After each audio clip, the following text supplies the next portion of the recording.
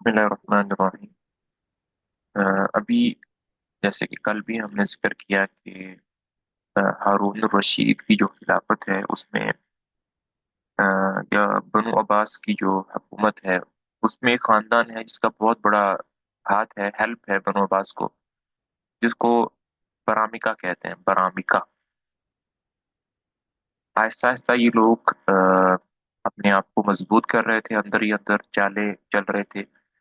وزیر، مشیر اور سپاہی، سپہ سالار وغیرہ، ان لوگوں کا جو انتخاب ہے وہ برامکا خاندان سے ہوتا تھا، کیونکہ جو جو بادشاہ تھا وہ تو ہارون الرشید ہی تھا، لیکن جو اس کا جو وزیر اعظم تھا وہ برمک خاندان سے تھا۔ تو وزیر اعظم جو ہے وہ کافی زیادہ اپنے ہی خاندان کے لوگوں کو آگے لے کے آ رہا تھا۔ تو ہارون الرشید کو یہاں پر ضرورت محسوس ہوئی کہ ان کا جو اثر ہے وہ ذرا کم کیا جائے، تو اس نے اپنے اس وزیر اعظم کو قتل کروا دیا۔ اور پھر آگے اب تھوڑی دیر ہم بنو عباس کا جو حکومت ہے اس کو ذرا بند کریں گے، اور برامکا کے خاندان کو دیکھیں گے یہ کون تھے، کہاں سے آئے تھے وغیرہ وغیرہ۔ جی پڑھیے برامکا اور ان کا زوال۔ بسم اللہ الرحمن الرحیم۔ برامکا اور ان کا زوال۔ خلیفہ ہارون الرشید کی خلافت کے حالات بیان کرتے ہوئے اس وقت ہم سن 187 ہجری تک پہنچ گئے ہیں۔ اس سال کے ابتدائی مہینے میں ہارون الرشید نے اپنے وزیر جعفر برمکی کو قتل کرایا اور اس کے بھائی فضل اور باپ یحییٰ کو قید کر دیا۔ بادشاہوں اور خلیفوں کے حالات میں کسی وزیر کا قتل ہونا اور کسی وزیر کا قید ہونا کوئی غیر معمولی بات اور بہت ہی عظیم الشان واقعہ نہیں ہوا کرتا۔ فرما رواؤں کی تاریخ اسی قسم کے واقعات سے لبریز ہوا کرتی ہے۔ بادشاہوں کے کارنامے عموماً خون کی روشنائی سے لکھے جاتے ہیں، لیکن برامکہ کے زوال اور جعفر کے قتل کا معمولی واقعہ ہنگامہ پسند اور واقعہ پرست لوگوں اور دروغ بات قصہ گویوں، ناول نویسوں اور عجائب پرستوں جاہلوں کی بدولت ایسی بدنما صورت اختیار کر چکا ہے کہ جس طرح آج محمود غزنوی اورنگزیب عالمگیر کی نسبت بہت سے پڑھے لکھے جاہل اور عاقل نما احمق غلط فہمی میں مبتلا ہو کر دوسروں کو مبتلا کرتے اور مقصد اسلامی کو نقصان پہنچاتے ہیں، اور محمود و عالمگیر کے متعلق ضرورت پیدا ہو گئی کہ جھوٹ کو جھوٹ سے ثابت کر کے آئینہ حقیقت نما سامنے رکھ دیا جائے۔ اسی طرح ضرورت ہے کہ قتل جعفر اور زوال برامکہ پر بھی کسی قدر وسیع کلام کر کے دروغ کے فروغ کو مٹا دیا جائے۔ لہذا ضرورتاً سن 187 ہجری کے اس واقعے کو کسی قدر تفصیل سے بیان کیا جاتا ہے۔ سب سے پہلے برمکی خاندان کی مختصر تاریخ، اس کے بعد وہ غلط اور سراپا دروغ روایت جو جاہل احمقوں میں شہرت پا چکی اور بہت سے پڑھے لکھوں کی زبان سے ادا ہو چکی ہے۔ اس کے بعد حقیقت اصلیہ بیان ہوگی۔ باللہ توفیق۔ خاندان برمک ایرانیوں میں سب سے قدیم ماں آبادی مذہب تھا، جس میں ستارہ پرستی زیادہ اور آتش پرستی کم تھی۔ ماں آبادی کے بعد اس کے مذہب کی تجدید کے لیے یکے بعد دیگرے بہت سے پیغمبر بطور مجدد آئے۔ ان سب کے بعد شت و خوشر زردشت کا ظہور ہوا۔ زردشت نے اس کو رواج دیا اللہ کی جو کچھ پتہ چلتا ہے اس سے معلوم ہوتا ہے کہ زردشت کی شریعت میں آتش پرستی زیادہ اور ستارہ پرستی کم تھی۔ زردشت کی زندگی ہی میں اس کا مذہب شاہی مذہب ہو کر ایران کے اکثر حصے میں پھیل گیا تھا۔ اسفند یار کی پہلوانی دروئیں تنی نے افغانستان اور پنجاب تک اس مذہب کو پھیلایا، اور ہندوستان کا علم العلماء و شمس الفضلاء سنگراچا و بیاس جی نے زردشت کے پاس بلخ میں حاضر ہو کر بیعت کی اور ہندوستان میں واپس آ کر آتش پرستی کی اشاعت شروع کی، جس کی یادگار اب تک ہندوؤں کے ہون کی شکل میں نمودار ہوئی۔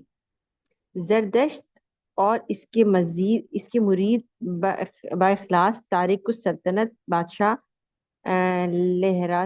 لہراسب کا آخری قیام گاہ بلخ ہی تھا۔ بلخ کو دنیا آتش پرستی کے ساتھ وہی تعلق ہے جو بیت المقدس یا یروشلم کو عیسائیت کے ساتھ یا بدھو مذہب کو گیاجی کے ساتھ ہے۔ سکندر یونانی نے استخر، سمرقند، کانگڑا، کراچی اور بابل کا درمیانی رقبہ اپنی تاج و تاراج سے بالکل تہو بالا کر دیا تھا۔ یہی رقبہ قیانی خاندان کی آتش پرست سلطنت کا محکوم و مغلوب رقبہ تھا۔ اس رقبے میں آتش پرستی رائج تھی۔ یونانیوں کے سیلاب نے قیانیوں کی حکومت کے ساتھ ہی آتش پرستی کو ٹھنڈا کر دیا۔ سینکڑوں برس کے بعد یونانیوں کے شکنجے سے ایرانیوں کی گردنیں چھوٹیں اور ساسان اول نے ایرانی طائف الملوکی کو پھر ایک شہنشاہی کی شکل میں تبدیل کر کے دین زردشتی کی خاکستری میں چنگاریاں نکال کر جا بجا آتش کدے روشن کر دیے۔ بلخ کو چینیوں نے زردشت ہی کے زمانے میں حملہ کر کے ویران کر دیا تھا، لیکن بلخ چند روز ہی کے بعد پھر آباد اور آتش پرستوں کا قبلہ تھا۔ سکندری سیلاب نے بلخ کی گرم بازاری کو سرد کر دیا تھا، لیکن راسخ العقیدت زردشتیوں کا وہ بدستور امید گاہ تھا۔ ساسانیوں کے عہد میں اس کی عظمت نے دوبارہ عہد شباب پایا۔ جب قادسیہ اور نہاوند کے میدانوں میں ساسانی سلطنت کے سانس پورے ہو گئے تو بلخ کے آتش کدے کی رونق اور بھی زیادہ بڑھ گئی، کیونکہ ایران کا شکست خوردہ شہنشاہ اور دربار ایران کے بقیہ مفرور سرداروں کا جھمگٹ بلخ ہی کی طرف متوجہ ہو کر بلخ کے آتش کدہ موسومہ نوبہار میں مصروف یزدان پرستی ہوا۔ اس زمانے میں نوبہار کے مغاؤ اعظم کی شان و عظمت قابل دید ہوگی۔ وہ دین آتش پرستی کے سرپرست سے اعظم شہنشاہ ایران کی بربادی اور بےکسی دیکھ دیکھ کر سب سے زیادہ متاثر ہوگا۔ وہ سوچتا ہوگا کہ جس دین کے پیشواؤں میں میرا شمار ہے وہ دین ہی اب ذلیل و برباد ہونے والا ہے، اور اس کے ساتھ ہی میری اور میرے خاندان کی عظمت بھی رخصت ہوا جاتی ہے۔ آتش کدے کے امام یا متولی کو مغ کہتے ہیں۔ ان مغوں میں جو سب سے بڑا اور سب کا افسر اور اپنے صوبے کے تمام آتش کدوں کا محتمم اور مرکزی آتش کدہ کا مغ ہوتا تھا وہ برمغ کہلاتا تھا۔ اچھا یعنی یہ لوگ آگ کی پوجا کرتے تھے نا، جی تو آگ کو کبھی بجھنے نہیں دیتے، دن اور رات 24 گھنٹے اس کے اندر لکڑیاں ڈالتے رہتے ہیں تاکہ وہ آگ بجھے نہیں۔ اور یہ سلسلہ صحیح جو ہے نا وہ کئی ہزار سالوں سے جاری تھا، کئی ہزار سالوں سے کہ ان کی وہ آگ بجھنے نہیں پائی تھی۔ اور اچھا اس کے لیے ان کا ظاہری بات ہے انتظام ہوتے ہیں، آدمی ہوتے ہیں، ڈیوٹیاں لگتی ہیں 24 گھنٹے۔ تو جو اس کا وہ ہوتا ہے امام یا متولی ہوتا ہے اس آتش کدے کا، اس کو مغ کہتے ہیں، مغ۔ صحیح مطلب ہر ہر ہر آتش کدے کے امام کو مغ کہتے ہیں، اور جو اس شہر میں یا اس صوبے میں جو سب سے بڑا آتش کدہ ہے اس کا جو مرکز ہے، سینٹر ہے، اس کو بر مغ کہتے ہیں۔ اچھا ہم۔ ٹھیک ہو گیا۔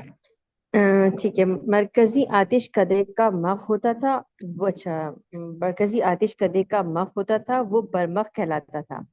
ایران کے 4 مرکزی آتش کدوں میں ایک آتش کدہ نوبہار تھا۔ اس آتش کدے کو سب سے زیادہ عظمت و شہرت حاصل تھی کیونکہ بلخ ہراسب کا مقتل اور زردشت کا قیام گاہ اور دین زردشتی کا مرکز سمجھا جاتا تھا۔ اسی لیے نوبہار کے برمغ کی عزت و عظمت آتش پرستوں اور ایرانیوں میں یقیناً بہت بلند ہوگی۔ سن 31 ہجری میں مسلمان فتح مندوں کا سیلاب مرو کی طرف بڑھتا، میدانوں کو سمیٹتا اور پہاڑوں کو لپیٹتا ہوا بلخ تک پہنچا، اور وہ آگ جس کی نسبت مشہور تھا کہ ہزاروں برس سے برابر روشن چلی آتی ہے افسردہ ہو گئی۔ نہ آتش رہے، نہ آتش کدے کی ضرورت رہی، نہ برمغ صاحب کی عزت و توقیر کرنے والا کوئی بڑا گروہ تھا، نہ ان کی آسائش کے سامان رہے، مگر وہ اپنے اسی خطاب یعنی برمک کے نام سے پکارے جاتے تھے۔ فتح مند اہل عرب اس نام کو برمک کہنے لگے۔ اچھا، برمک سے پھر وہ برمک میں تبدیل ہو گیا۔ ہاں، تو یہ ان کی ہسٹری ہے۔ برمک جو ہے اصل میں برمک ہے، اور برمک جو ہوتا ہے وہ مرکزی آتش کدے کا امام متولی ہوتا ہے۔ صحیح، ٹھیک ہو گیا، صحیح۔ اچھا، اس موقع پر یہ خیال کرنا غلطی ہوگی کہ اہل عرب نے نوبہار کو مسمار و منہدم کر کے آتش پرستوں کو عبادت سے روک دیا، زبردستی مسلمان بنا لیا۔ مسلمان اگر زبردستی آتش پرستوں کو مسلمان بناتے تو سب سے پہلے برمک کو مسلمان بناتے، لیکن انہوں نے برمک سے قطعاً کوئی تعرض نہیں کیا، بلکہ آتش پرست خود ہی اسلام میں داخل ہوتے اور اپنے مذہب کو چھوڑتے جاتے تھے، اور اسی تبدیلی و مذہب کا نتیجہ تھا کہ مسلمانوں کو حیرت انگیز سرعت کے ساتھ فتوحات حاصل ہوئیں۔ مسلمانوں کا بلخ تک پہنچنا گویا مذہب اسلام کا بلخ تک پہنچنا تھا، جس کا لازمی نتیجہ آتش کدائے نوبہار کی بربادی اور اس کے مغ کی تباہ حالی تھی۔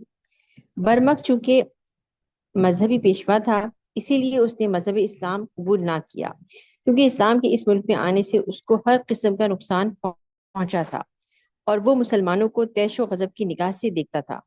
مسلمانوں کے آنے کے بعد سرحد چین کے مغل اور ترک قبائل جو ایرانیوں کی قوم اور مذہب سے کوئی تعلق نہ رکھتے تھے، مگر ایرانی شہنشاہی کے رعب سے بلخ پر حملہ آور نہ ہو سکتے تھے، اب بلخ پر چھاپا مارنے لگے۔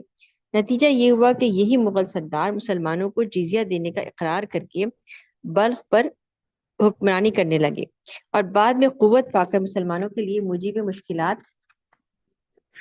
بھی ہونے لگے۔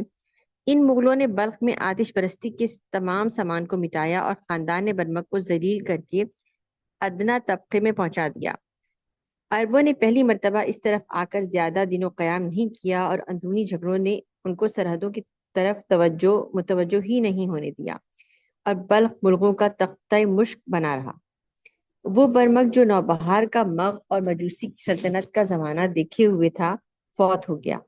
اس کا بیٹا جو دین زردشتی کا پیرو تھا، اسی نام سے مشہور ہوا۔ اس دوسرے برمک نے نوبہار کی بہار کا زمانہ نہیں دیکھا تھا۔ سن 86 ہجری میں جب قتیبہ بن مسلم گورنر خراسان نے بلخ پر چڑھائی کی تو وہاں سے کچھ لونڈیاں بھی گرفتار ہو کر آئیں۔ ان میں ایک اس برمک دوم کی بیوی بھی تھی جو قتیبہ بن مسلم کے بھائی عبداللہ بن مسلم کے حصے میں آئی۔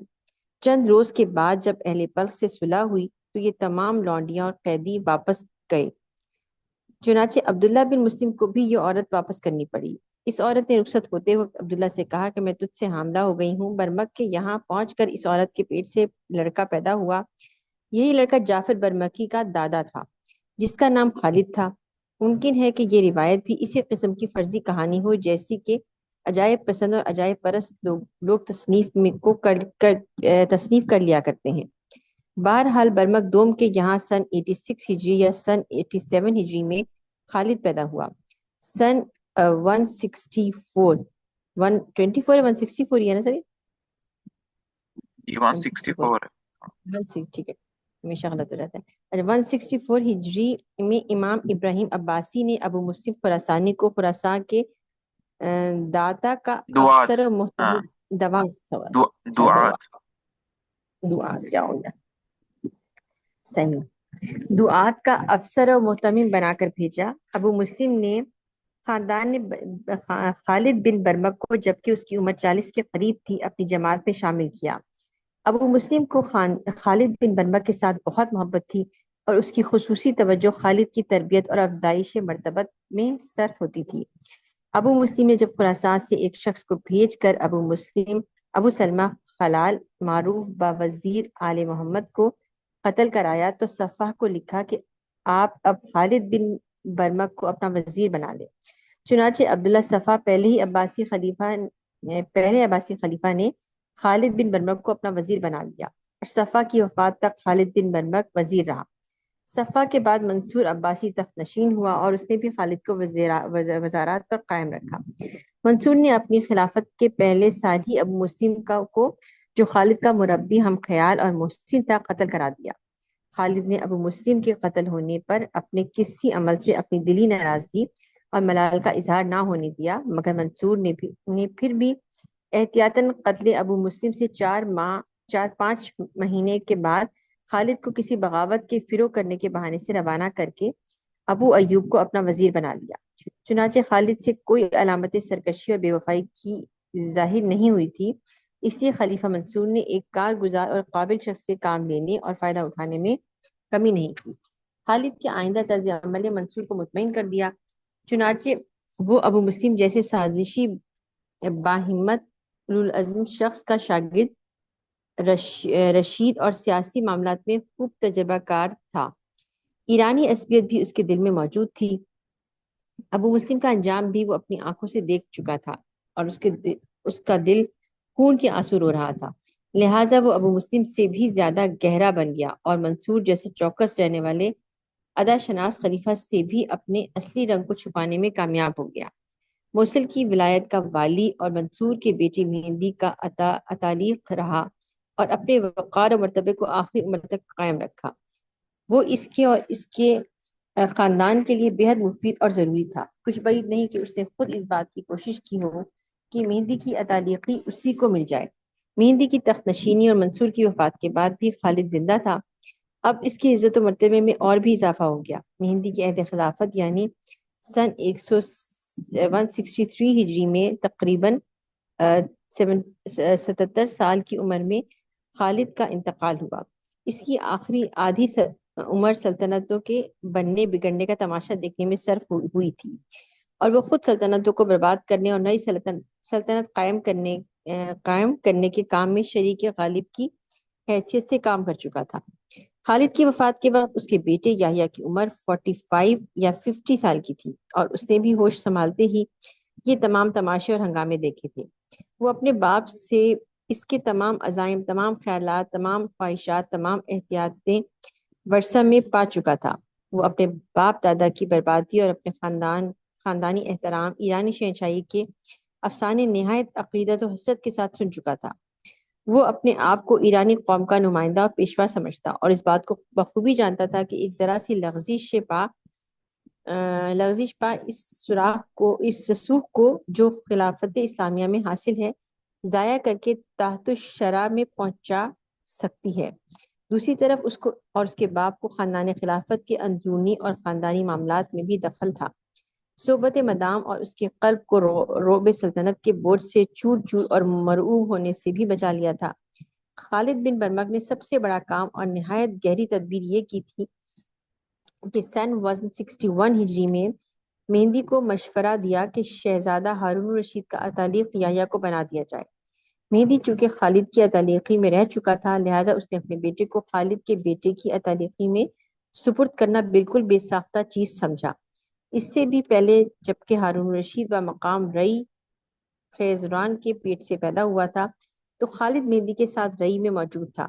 خالد ہی نے ہارون الرشید کو یحییٰ کی بیوی اور اپنے پوتے یعنی یحییٰ کے بیٹے فضل کو خیزران کا دودھ پلوا کر فضل اور ہارون کو دودھ شریک بنوا دیا تھا۔ خالد کی ان تمام تدابیر کو اگر